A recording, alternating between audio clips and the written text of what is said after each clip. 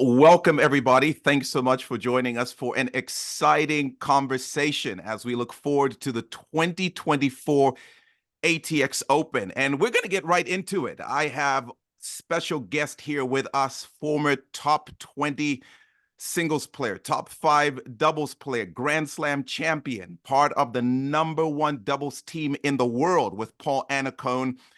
I'm speaking about none other than the tournament director, Christo Van Rensburg. Christo, how are you, sir? Good to see you.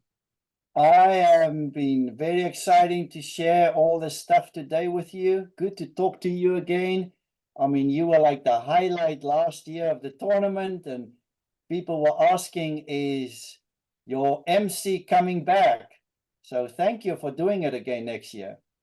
I am so excited to come back. In fact, I couldn't wait. I said, let's have as many conversations about the ATX Open as possible. And this is obviously one of those. And it is crazy to think just a few years ago, Christo, this was just a dream. And now here we are talking about the second ever ATX Open, first all women's WTA tournament to take place in the state of Texas.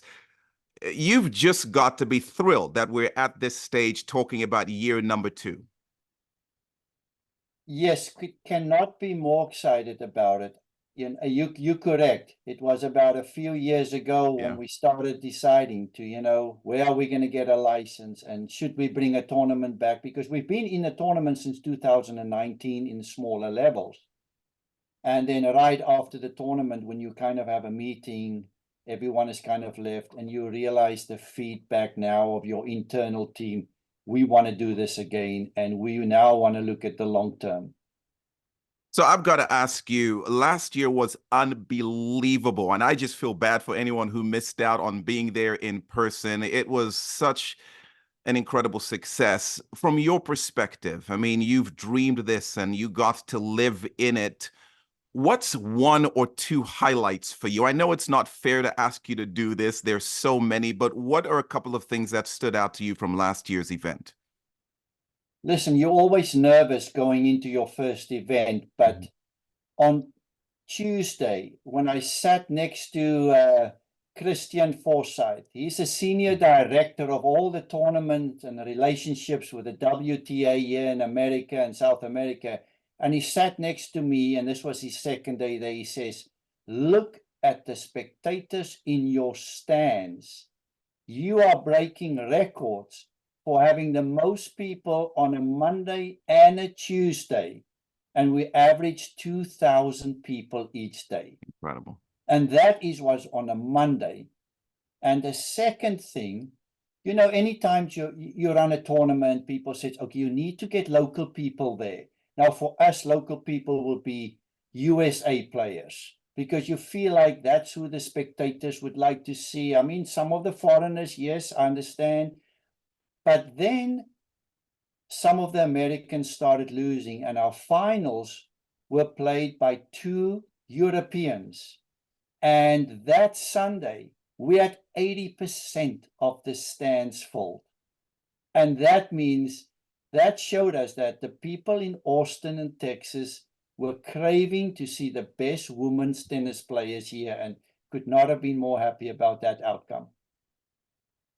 Again, I just want to say congratulations. It was such a thrill to be a part of it. Look forward to being a part of it again. And even in light of what you're describing, the buzz is in the air, the excitement, the anticipation. We are not too far away from the event coming back to Austin. And to add to the buzz, you've already announced some of the huge names that have signed on already to be a part of the tennis tournament, and would love to, if you don't mind, take a few moments to maybe talk about some of those players. So I don't know if you want to maybe just tell those who may have not heard yet some of those players who've signed on to come back to Austin.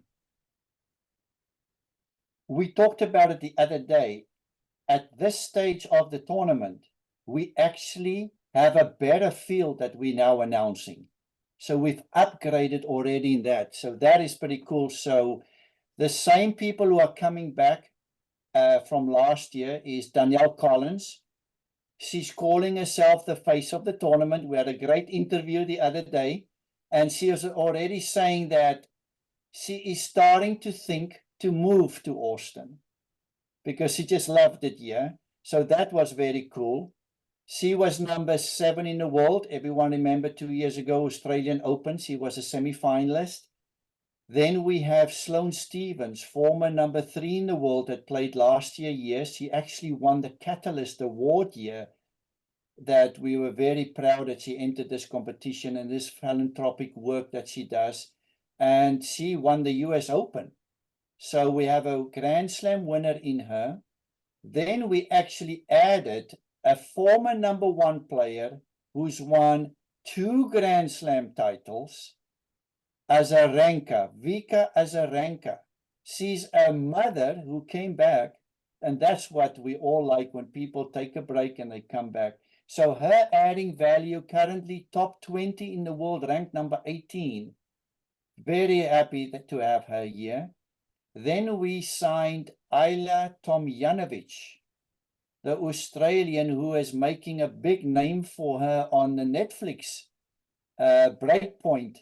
She presents herself really well. When I ask a lot of people who they would like to see, her name kept popping up. And I thought watching her beat Serena Williams 2 years ago at the US Open, under that pressure, I think she gained a lot of followers in how she represented herself in that match. Underdog, and no one rooted for her, but came out very classy. So she's coming. At this stage, the tournament is so strong that she is still in the qualifying event. And for that reason, I have opened qualifying Saturday and Sunday that we can get into, free admission, that we didn't have the first year. So we hope that a lot of people will come and see these stars, and we'll talk about them all performing anyway on the weekend. We are running 2 ITF tournaments since 2019. And this year we decided in November that the winner of the tournament in the women's division is going to get a wild card directly into a W250, the one we're hosting in February 2024 again, because we want to also give back and help some of these younger ones or people who are trying to make it. Let's give them a little bit of a boost. They can go from an ITF $25,000 tournament all the way to a WTA with prize money of about $270,000. So what a great opportunity. And the winner, it was priceless, Kondo. When she won the match point, her name is Victoria Kasantseva, and she's from Andorra. Did I say that correct? And she, when I walked up to her to congratulate her, the first thing that came out of her mouth, hey, I did get the wild card now. It's still on, huh? I got it. And I just thought right there, what a great feeling that she came here and she fought for it and she won it. This girl won Junior Australian at the age of 14, and it's an under 18 tournament. Wow, what depth we have already, and great opportunity for her. We can't wait for her to be back.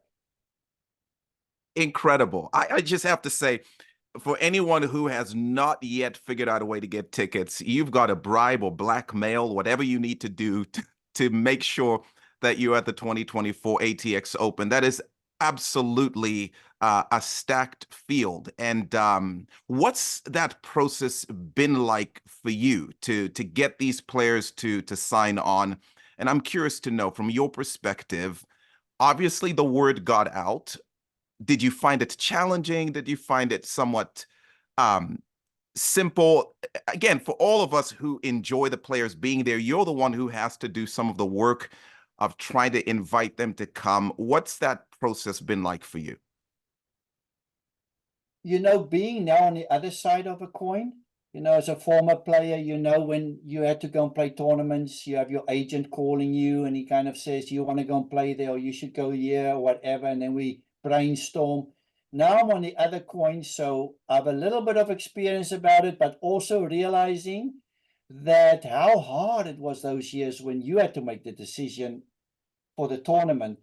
But what's happening here is you obviously deal with the agents, but I do know that because the first tournament went so well, and every time when I'm at a tournament and talking to the players that was there for the first event this year in February, they told me how nice it was. And the vision for this to help me making it easier is I need the players every year to make it as special for them so they can go and spread the news. And then you have to sell the city now to these players. One thing that is helping me, and this was something we brainstormed about why I wanted week 9 on the calendar, is because after the US Open, they've added a few tournaments, but 2 years ago and now, there's a big break after the US Open, maybe 2 weeks later, that there's no tournament for any woman to play in America before week 10 on the calendar. So I put the ATX Open in week 9 outside for the people that's in Europe. Those players can fly non-stop to Austin, play outside, and be ready to go to Indian Wells and Miami. That's the 2 Super 1000s. So that is my selling tool. Come to America a week earlier, get ready for why you're coming to America. So that's all in the negotiations, and then you like to get a nice level of players. So far, I think I am very happy with the field. I've got to ask you, you talked about selling the city of Austin. I had heard so much about Austin and the incredible city it is and the incredible people. And I remember thinking there is no way any city can live up to all of this hype. And then when I got there, I quickly realized maybe this city has been understated. It is such an amazing, compelling, epic place. No surprise that the players love it. But as someone who obviously lives there, I'm curious to know from you, what is the thing that you would say to all of us? If you come to Austin, make sure you check this out, or make sure you don't leave without doing this. What's your selling point for Austin? There's about 2 or 3 words. Music. Number 1, food, because you need to have some Texas barbecue. We have 2 great lakes. And what I didn't know before, and I hear it a lot now from people coming in, they said, Austin is so hilly. It looks really cool. So you put that all together, and then we add the tennis as a dessert menu. I think they have to come and explore. And now I'm getting groups calling me who wants to buy group tickets, and then they go in the evening to do stuff. The next day they go out and they come at the night again, putting some packages together. Very cool to hear from people now want to come inside from outside of Texas. I could not recommend it any more strongly. So I've got to ask you this. You've spoken about some of the players who are coming. Thrilling. You spoke about Austin and the incredible, compelling place that it is. What are you excited about outside of the actual match play? I know there's some pretty exciting things coming to the ATX Open. You are such a big dreamer, always thinking about the next level, the better experience. What are some of the things you're looking forward to outside of actually the striking of the ball? 2 things that I was taught to run a good event is you need to make the players happy, and you need to fill the stands. If you can do that well, sponsors will come on board. We have upped the fan experience big time for year 2. We have built a much better, well, not better, brand new a tent that's got windows, glass windows next to it. It's going to be called the Owners Club. It's against the grandstand. You can be inside, you can buy access to go in, some of the tickets included, and there will be music, food, drinks, and while you enjoying that, you actually can see all the activities that's going on in the grandstand. The south boxes where the president's suite are now going to have, there are 24 boxes. I have only 7 left. And when people buy that, they're going to just walk behind the glass and can be inside where everything is complimentary for them. And they can watch tennis. They never have to leave the stadium. And then we have new vendors also coming in for the food. And I just met last night a guy that specializes in desserts. He was on a baking show in France. He's now going to be in one in America. And I got to meet him. And the display, I said, I need you. The fans are going to like your display. So I have a meeting with him next week. And the Grove is obviously a special lady, Beth Lasita. They were so well received for all the spectators last year that she's also doing all my hospitality. So we have now a normal ticket holder can buy an access pass to go into the owners club if they want to entertain or they want to go inside and watch matches. That's absolutely outstanding. And for anyone who's never been to the ATX Open, the intimate feel that it already created, no matter where you're sitting, you are right up close and personal to the players as it is. And now adding this additional experience, no wonder you are selling this experience so quickly. I can't recommend again strongly enough, jump on board. But again, it is unbelievable to hear all of these additions and the way the event is growing and the excitement that is just around the corner. It's making it difficult to wait until February. Unfortunately, we have to, but we are so thrilled. So thrilled to be a part of this. And what will you be watching between now and then? Rankings, who's playing where? What will you be paying most attention to on the tour? It's a combination of seeing who are the people that you hear from the spectators now that they want to see, because we would like to announce our next player in January. So you kind of see who, exactly like you say, who's playing well, you know, who is like the talk of the show on all the social media, and then try to spoil the people at the ATX Open by adding 1 or 2 more players. I guess the only question left is, if I'm a tennis fan and I'm listening to all of the excitement that's coming up, what would you recommend that I do next? I think the biggest thing now, we already sold more than 60% of a stadium that's only 1,700 seating. There's only a few boxes left. What I've done to help more spectators having a chance to come for one session, there are 13 sessions. You can actually, 4 of you or 8 can sit in a box for just one session. If you don't want to buy all 13, I want to give you that opportunity. Come, enjoy yourself in the President's Suite. Everything is free in there. You don't have to bring your credit card unless I'm sending you to the merchandise tent. We also have individual seats that's in the courtside patio, where everything is also included. There you can buy one seat for a session. You don't have to buy everything. And come and enjoy VIP treatment, special just for you. I hope to see you there and be part of something that is going to grow bigger and bigger.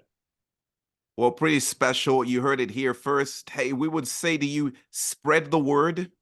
Austin is the place to be in February. And of course, stay tuned. We're going to be back with a few more exciting sneak peeks into the 2024 ATX Open. You are not going to want to miss it. Pretty exciting. Christo, thank you so much. Look forward to chatting with you again pretty soon. And we just cannot wait for what's to come.